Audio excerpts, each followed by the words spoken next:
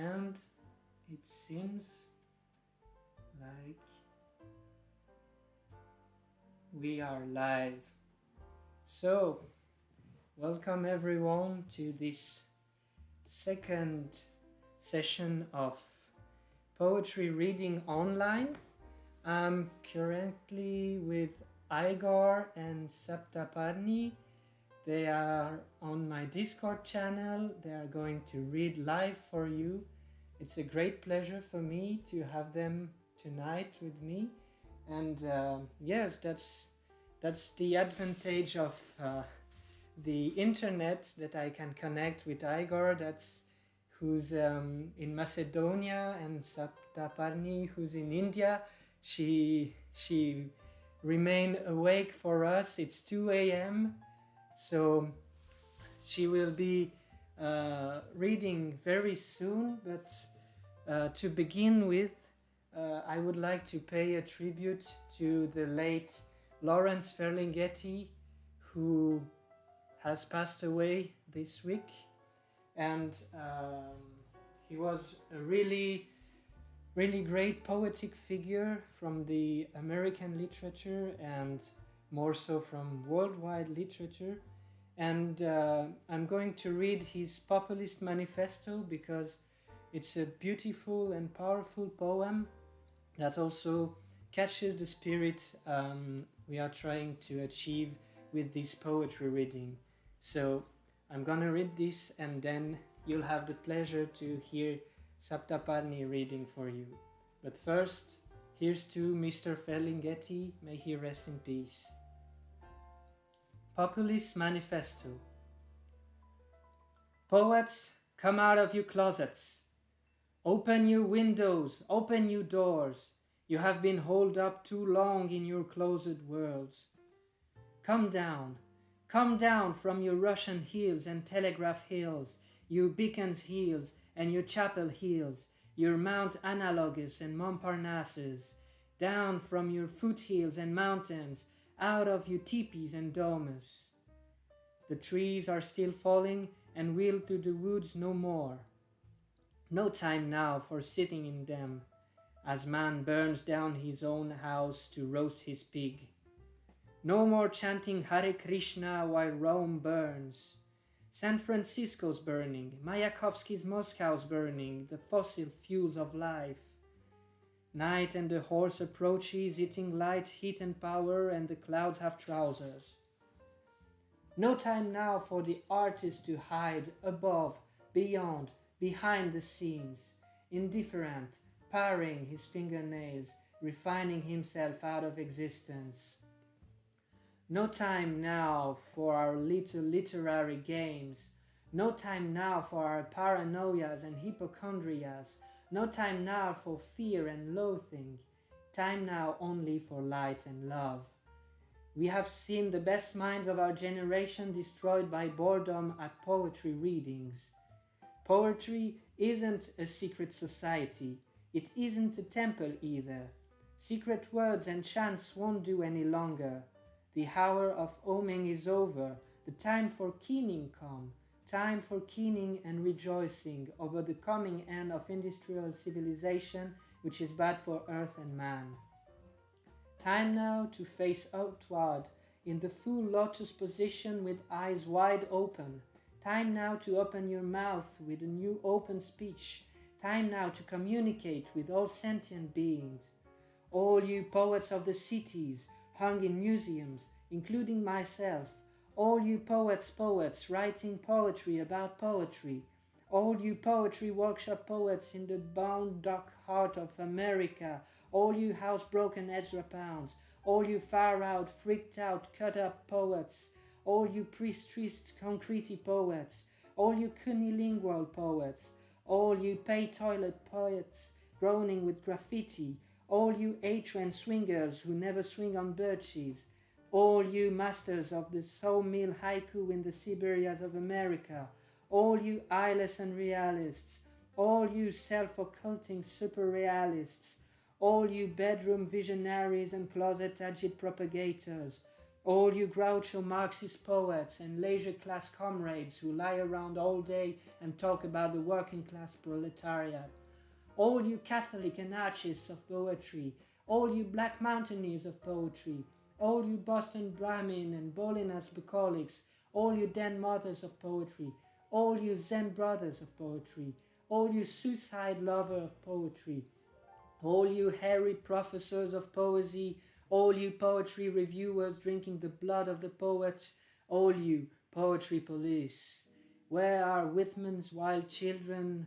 Where are the great voices speaking out with a sense of sweetness and sublimity? Where the great new vision, the great world view, the high prophetic song of the immense earth and all that sings in it and our relation to it? Poets, descend to the street of the world once more and open your minds and eyes with the old visual delight. Clear your throats and speak up. Poetry is dead. Long live poetry, with terrible eyes and buffalo strength. Don't wait for the revolution or it will happen without you. Stop mumbling and speak out with a new wide open poetry, with a new common-sensual public surface, with other subjective levels or other subversive levels, a tuning fork in the inner ear to strike below the surface of your own sweet self, still sing yet utter the word en masse. Poetry, the common carrier of the transportation of the public to higher places than other wheels can carry it. Poetry still falls from the skies into our streets still open. They haven't put up the barricades, yet the streets still alive with faces, lovely men and women still walking there, still lovely creator everywhere, in the eyes of all the secret of all still buried there. Whitman-willed children still sleeping there, awake and walk in the open air. So, that was the Populist Manifesto from Lawrence Ferlinghetti. May he rest in peace. And without further ado, and to not keep Saptaparni up too late, word is yours, please. Yeah, that was really beautiful and you read it very well. I actually wanted to read a poetry that I had written, like it was one of the first poetry that I had written. So this poem is called Tsunami. Okay. Once I chose a plot near the sea, made it fertile, and planted a tree. I toiled every day to protect it from pest, and one day it bore a fruit. Fruit's quality, the best. Success was the name of the fruit. It was a fruit that none could ever loot. My fruit was one that only I could taste.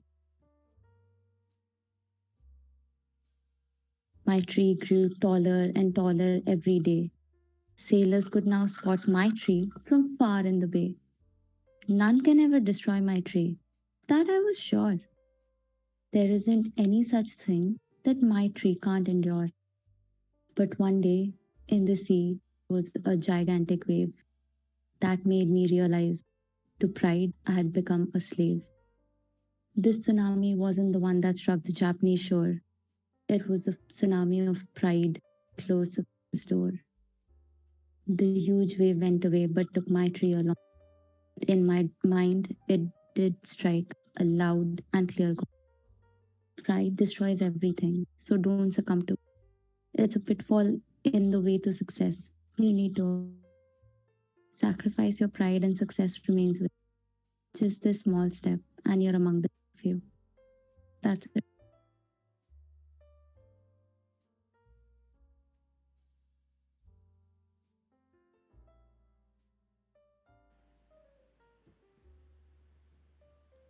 Thank you very much. It was beautiful, and Thank you. it was a shame that we didn't get to hear every bit of it. It seems Oh, that the connection was not the best, but hopefully you will get all this in the comment to read it and hear it together. So thank you very much for taking part.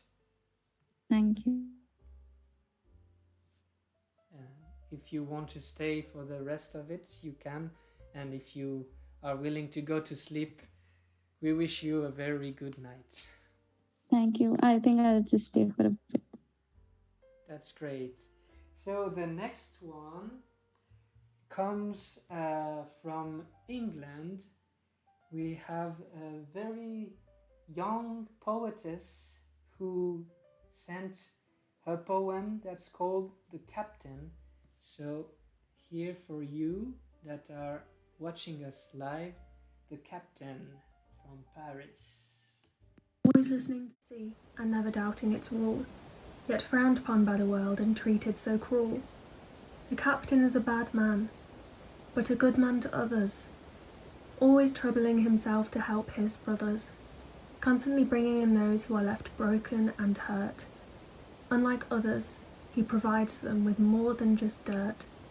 He is called heartless, but that's because he gave it away to those he calls his crew, who he'd never leave astray. No pain shall be shown, for he is too strong. I too have been searching for a home for too long. The ship of the south, the whole of the misfits, the place where anyone can make it. They have each other and each has a mate. Aye, they are lost, but that is their fate. The captain is now here to hold up my head, so I shall cry and show pain in his respect instead. All people gone by the board will he hold in his heart, for him and his crew shall never truly part. All in due course, though the devil to pay, we will find where we must go, as he shows us the way.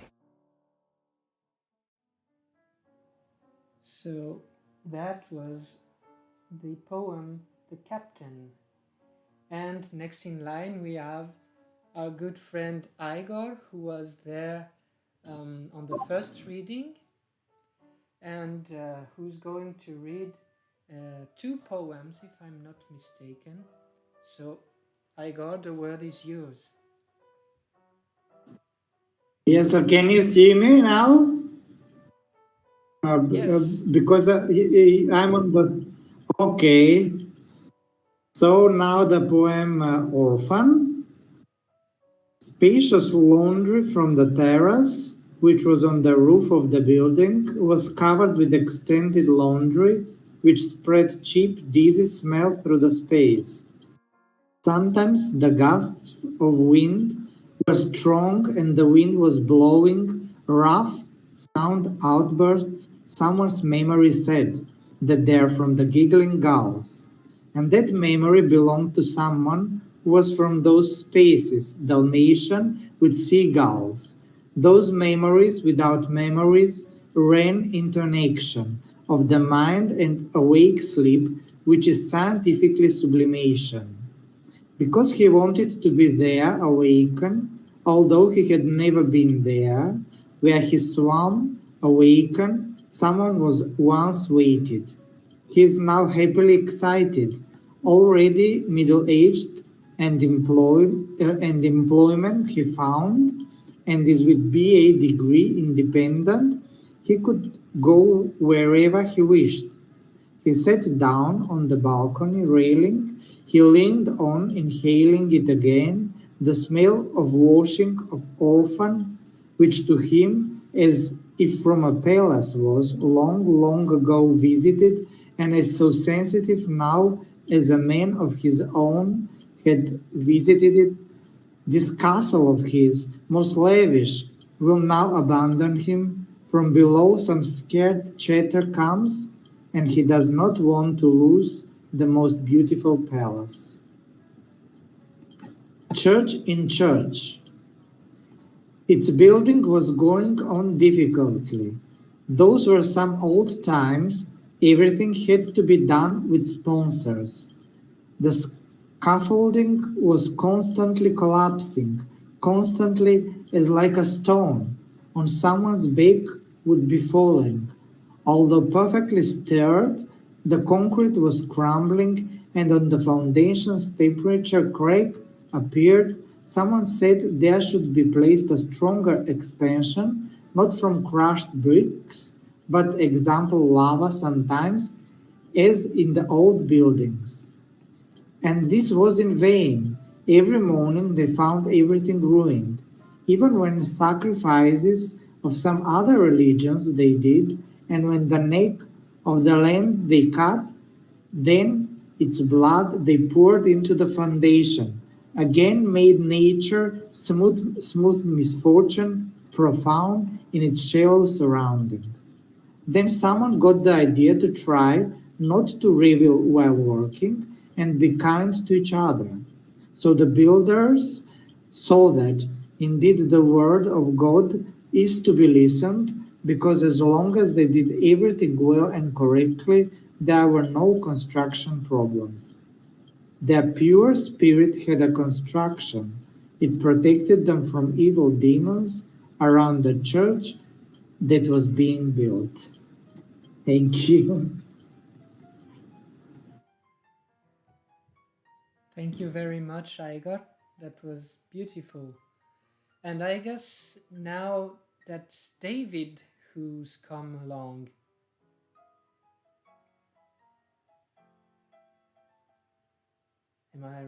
Can you hear us, David?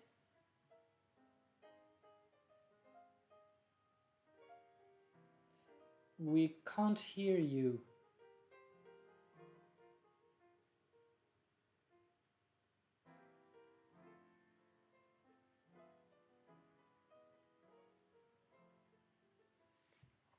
So it seems David has some troubles with the sound. So while we try to figure that out, we will have another reading from Katherine Brownlie, who was there also last time. So enjoy. Shooting out. A wild boar, wiry and plumptious, broke cover. Tunnelling across the slope brackish terrain, drizzled on coat from heavy iron clouds, bristles taut in flight fear, kin quietly huddled in startled dread. A robber magpie scoops across, sounding the alert. We were casually curious, passing by, grey driving, blowed heat blasting, spending time distracting tedious tensions behind compartmentalised shut doors, gazing at other cocooned worlds, knife-edge slate slicing puffed sombre tones, mounting the dense stone layers of a shale finger, chimney smoke belting out the pressure, sullen windows deflecting the humdrum, caressed by dormant vines. He reached for another drink. She'd got it wrong again. Eyeing the scene from the picture window, possibility beckoned. Bolting an adrenaline moment, the prey was shot, stopped in its tracks, snuffed in rolls, engulfed by sodden earth. The fungal network swallowed the sigh of fate.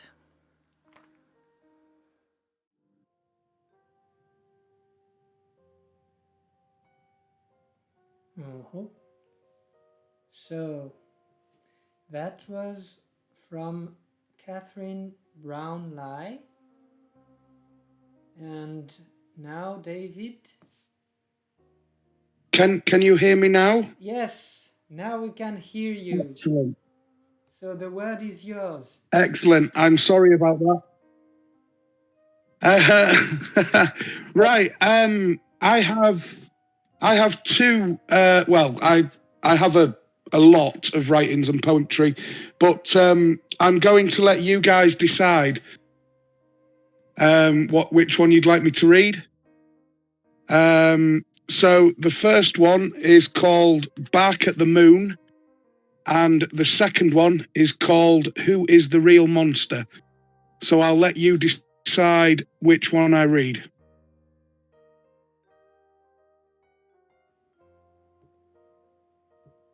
Well, I quite like the title Bark at the Moon, so I'd be pleased to hear that.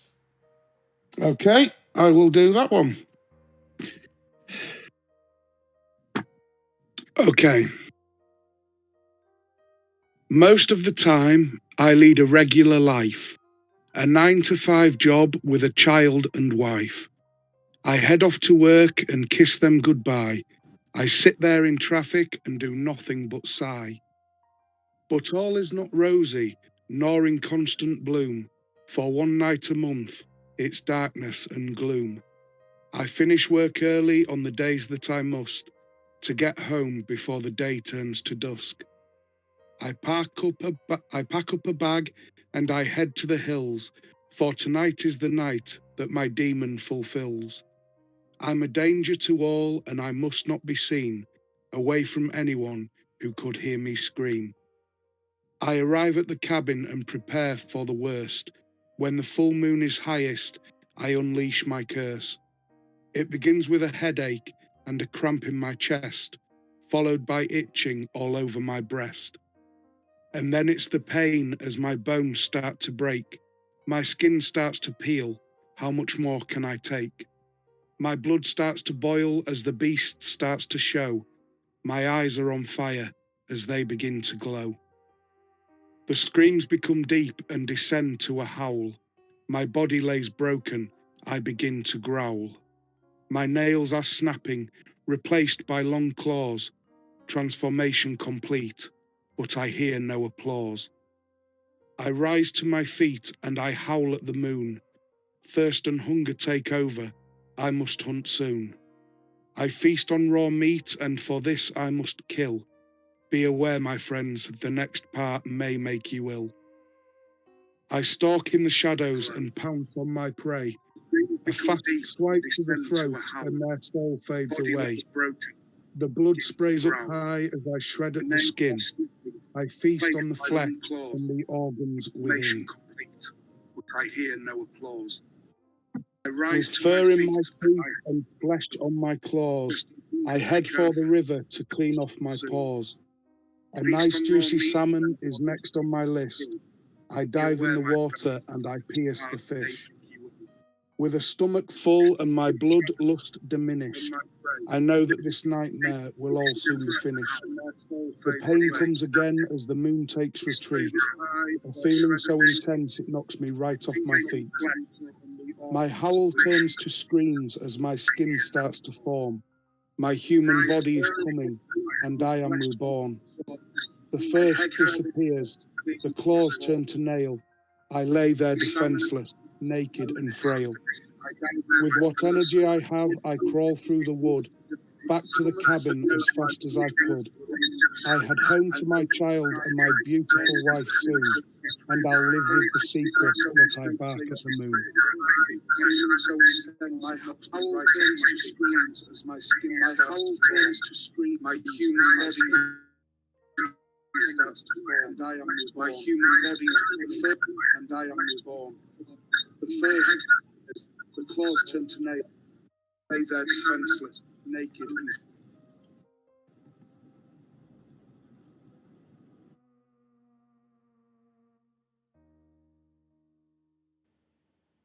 Did you get all of that, guys? Yes, we got it all. Thank you very much. Thank you. It was a pleasure to have you. That was really beautiful. Thank you. Yeah. Yes, it's great to see that we can also have people live. I think it's important for poetry to be read also live, not only by video. So I'm really glad you could make it and that you took time for this. No, thank you for having me. It was a great pleasure. And as the two others, if you want to stay for the rest, you can. You just have to turn your mic off and you're very welcome to stay until the end. Yeah. So now for our viewers, the next one is also from someone you've already seen in the first reading. It's Jonathan Sage, who this time also reads one poem of his in French. So enjoy. Hi once again.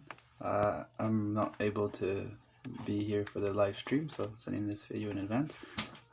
Just a quick poem in French and then another one in English. for my contribution. So I'll start off with the one in French. Parfois mon cœur s'évade de mon regard errant, qui s'oublie sur un coin, où le soleil danse quelques instants, et revient, agitant mes mains qui dorment au pli du duvet, qui m'appellent soyeusement, à l'éveil du souvenir de ce qui est. Okay. And then the second one, I wrote about this lady having a really tough time at the pharmacy of the grocers here in Canmore. Yeah, just gonna go at it. I hear the cries of your ancestors, hanging by your eyes, holding to the last remnant of waters pure.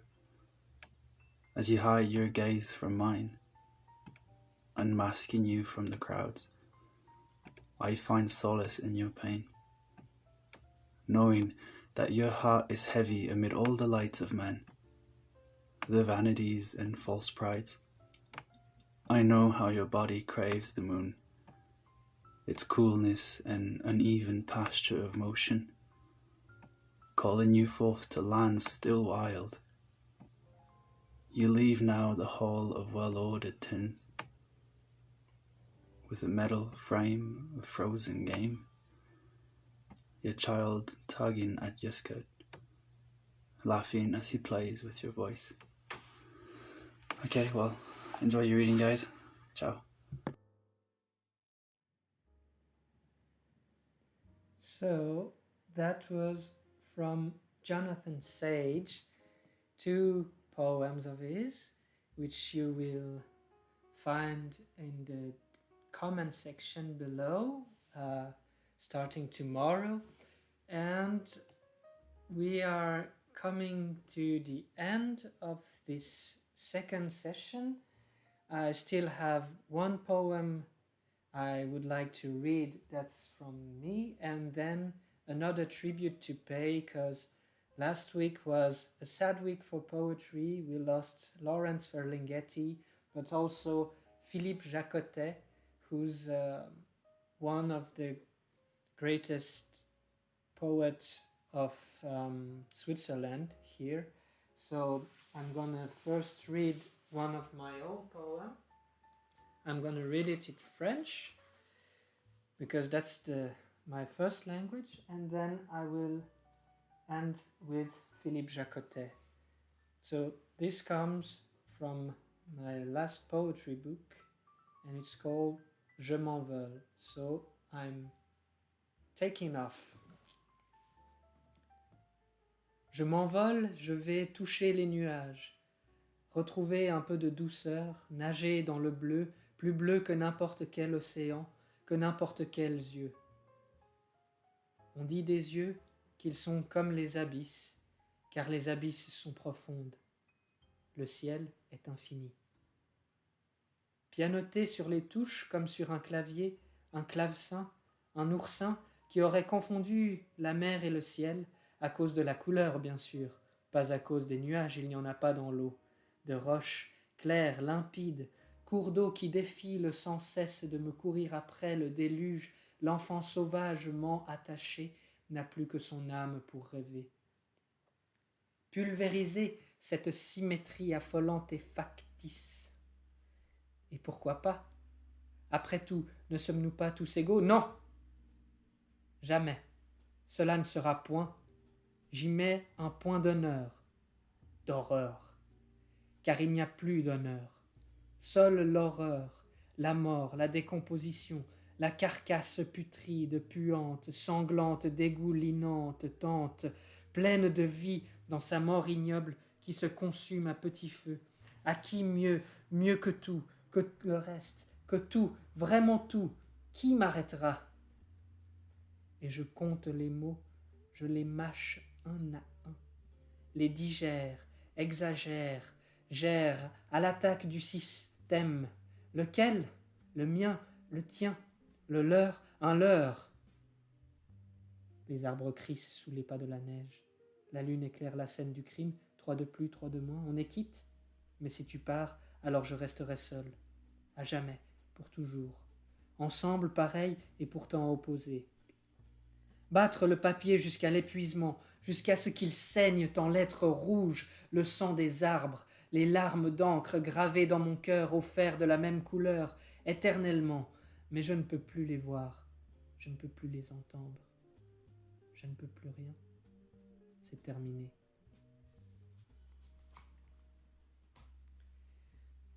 Okay, so that was Je m'envole, and as the last poem of the evening, my tribute to Philippe Jaccottet, who lived here in Switzerland and passed away last week. And I'm going to read Lettre du 26 juin, so letter from the 26th of June, which I think is a really beautiful poem.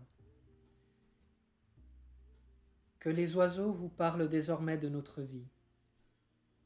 Un homme en ferait trop d'histoires, et vous ne verriez plus à travers les paroles qu'une chambre de voyageurs, une fenêtre où la buée des larmes voile un bois brisé de pluie.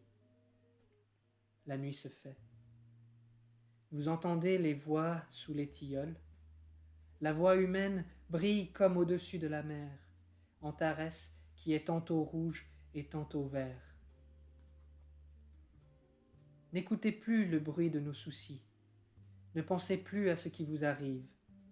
Oubliez même notre nom.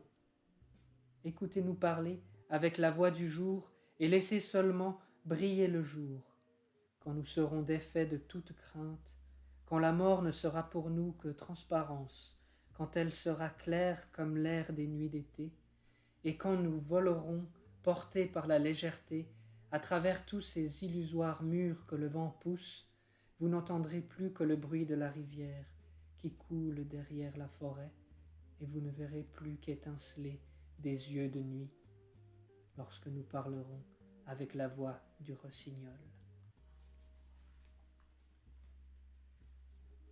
Yes, a beautiful poem from Philippe Jaccottet.